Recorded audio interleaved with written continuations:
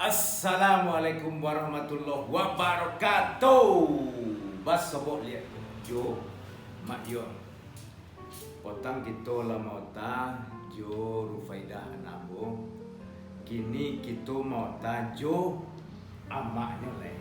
Selamat datang Bu Afrida Laili Alindra di channel YouTube Ambo.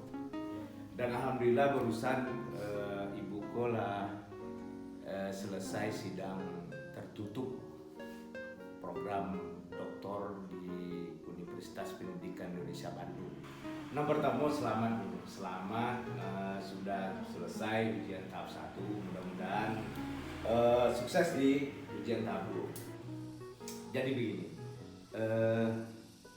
dalam pikiran orang S3 itu bukan sesuatu hal yang gampang. Sebenarnya sesulit apa sih?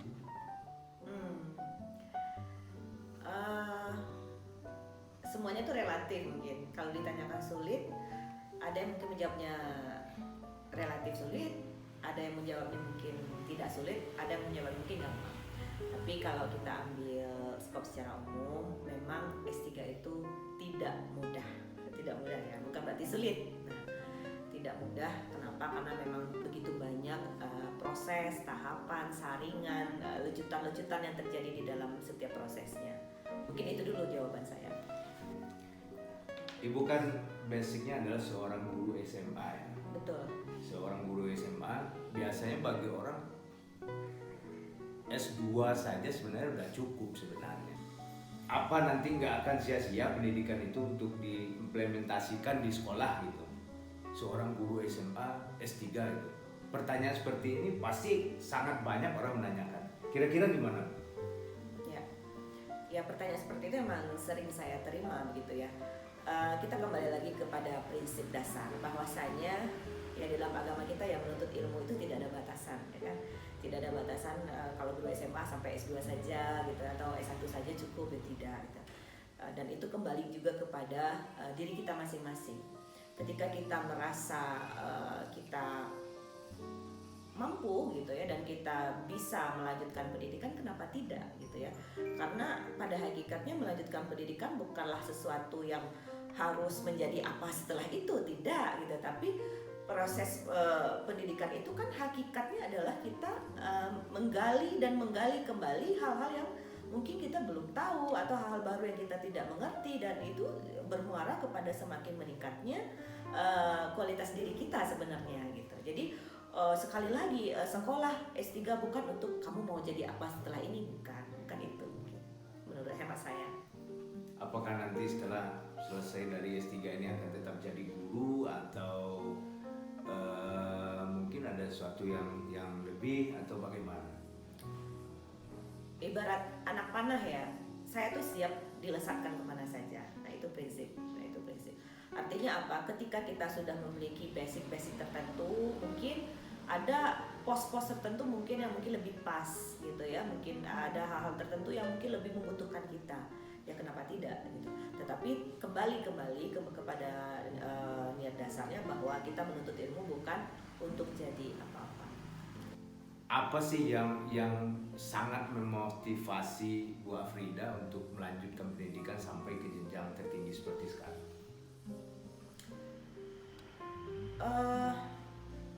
Kita melihat ya, kita di daerah mungkin kita memiliki akses yang terbatas selama ini, mungkin seperti itu. Saya hanya menantang diri saya, mencoba peruntungan saya ya ke kota besar ini, ke universitas besar ini, melangkahkan kaki di awalnya dulu itu ingin mencoba challenge lah. Tahap awalnya mungkin memang ini challenge, tetapi seiring dengan waktu berjalan saya merasakan passion saya ada di situ gitu. Kita menemukan ada kecocokan, kemudian ada hal-hal baru yang suitable dengan diri kita gitu, sehingga kita merasa oh ternyata saya juga bisa gitu. Artinya apa? Kadang sesuatu yang kita anggap besar di awal, setelah kita jalanin mungkin itu bisa menjadi sesuatu yang biasa, tetapi dengan prinsip kita memang selalu melakukan upaya-upaya perbaikan diri. Dulu di awal-awal perkuliahan itu ada lebih kurang 27 ya, 27 mahasiswa yang mengikuti program S3 ini. Dalam waktu berjalan ternyata ada berapa orang? Tinggal 19 Tinggal orang. 19 orang. Dari 19 orang itu ada yang meninggal 1, tinggal 18. Dari 18 itu baru 2 orang yang selesai, dan alhamdulillah hari ini masuk Bu Afrida yang hampir menyelesaikan ke tahap akhir. Di antara 18 orang itu yang guru SMA itu ada berapa orang? Cuma 2 orang. Cuma 2 orang. Nah, kalau bagi saya itu adalah suatu hal yang luar biasa sebenarnya.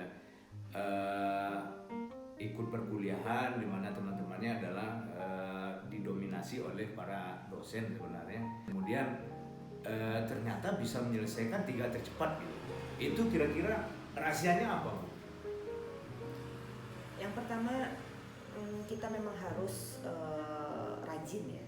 Rajin itu pasti. Ikuti semua prosedurnya dengan sabar gitu ya.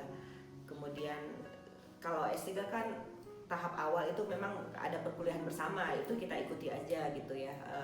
Kemudian tugas-tugasnya kita kerjakan dengan segala keterbatasan saya. Kalau saya boleh bercerita ya di awal, keterbatasan saya, notabene saya kan guru ya, berbeda dengan rekan-rekan saya yang dosen yang notabene itu sudah memiliki pemahaman awal yang jauh lebih baik, terutama tentang hasil-hasil penelitian studi internasional gitu ya, mengakses jurnal, mengakses artikel, mengakses referensi-referensi asing, itu sudah memiliki keterampilan yang lihai gitu ya kalau dosen.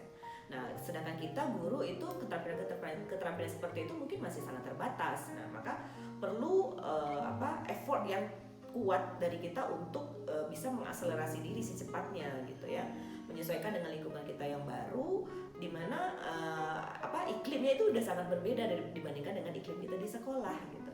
Nah, tapi karena kita manusia yang bisa belajar ya, kita bisa berubah, kita bisa membuat diri lebih baik, maka proses itu juga saya jalani dalam hal ini gitu. Kemudian hari demi hari sampailah kepada proses bimbingan begitu ya, bimbingan penelitian.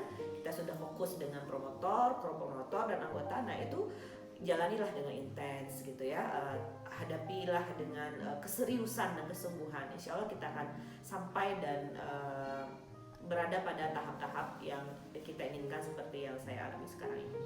Ada pesan buat para ini nggak? Mungkin para guru yang juga ingin melanjutkan pendidikan ke jenjang S3 atau ingin mendapatkan beasiswa, trik-trik sukses untuk itu semua? Ya, kalau untuk mendapatkan beasiswa tentu saja kita harus apply kepada lembaga-lembaga yang kita mau sasar gitu. Secara umum di negara kita untuk S3 bagi guru itu ada fasilitas dari LPDP dan beasiswa unggulan Kemendikbud. Nah, kalau LPDP sendiri mungkin itu syarat-syaratnya bisa dilihat di websitenya, diantaranya misalnya TOEFL ya, IPK S2, kemudian ada membuat opini-opini gitu ya, atau tulisan-tulisan mengenai apa dan bagaimana saya setelah kuliah gitu. Sedangkan beasiswa unggulan juga lebih kurang seperti itu, syarat-syaratnya TOEFL minimal 525 gitu ya, kemudian IPK dan membuat narasi-narasi seperti itu juga. Nah, untuk itu teman-teman bisa bersiap dengan mungkin mempersiapkan persyaratan seperti TOEFL tadi, bisa dengan kursus atau dengan latihan-latihan soal-soal TOEFL atau IELTS gitu. Sedangkan untuk menjalani perkuliahan, sekali lagi itu butuh supporting system yang lengkap, utuh gitu ya, tidak hanya dari diri kita, karena persoalan S3 itu bukan hanya tentang akademik, bukan, tetapi dia ada permasalahan keluarga di sana, ada permasalahan pekerjaan di sana, ada permasalahan finansial di sana, ada permasalahan keluarga inti, kemudian keluarga besar, orang tua, anak, menantu, semuanya included di dalam permasalahan itu. Bagaimana kita bisa menyikapinya, bagaimana kita bisa menjalani semuanya dengan tetap win-win solution, dan itulah mahasiswa yang hebat. Ibu kan juga seorang ibu rumah tangga, seorang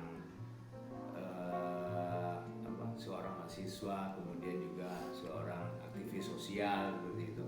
Kira-kira bagaimana sih membagi waktu, dan saya yakin di antara 3 aktivitas ini semuanya membutuhkan energi dan pikiran yang besar sebenarnya.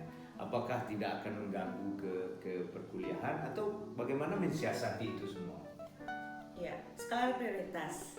Kita pakai prinsip skala prioritas. Mungkin misal ketika hari ini saya ada jadwal bimbingan misalnya ya, di hari ini saya juga harus ke pasar misalnya, di hari ini saya juga harus mengantar anak sekolah misalnya. Maka kita lihat skala prioritasnya. Ketika misalnya hari ini bimbingan tidak bisa saya skip, otomatis yang ke pasar atau mengantar anak mungkin saya bisa cari alternatif yang lain gitu. Mungkin saya bisa cari Gojek gitu ya, atau kita bisa minta belanja online seperti itu. Jadi kita harus menyikapi. Jadi jangan pernah mempush diri kita sendiri, kita harus ngerjain semuanya tuh kita ngerjain semua.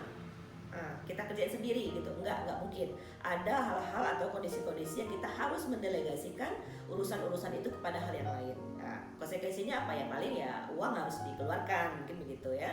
Tapi itu nggak apa-apa selagi kita bisa menjaga ritme semua aktivitas kita tetap berjalan dengan lancar.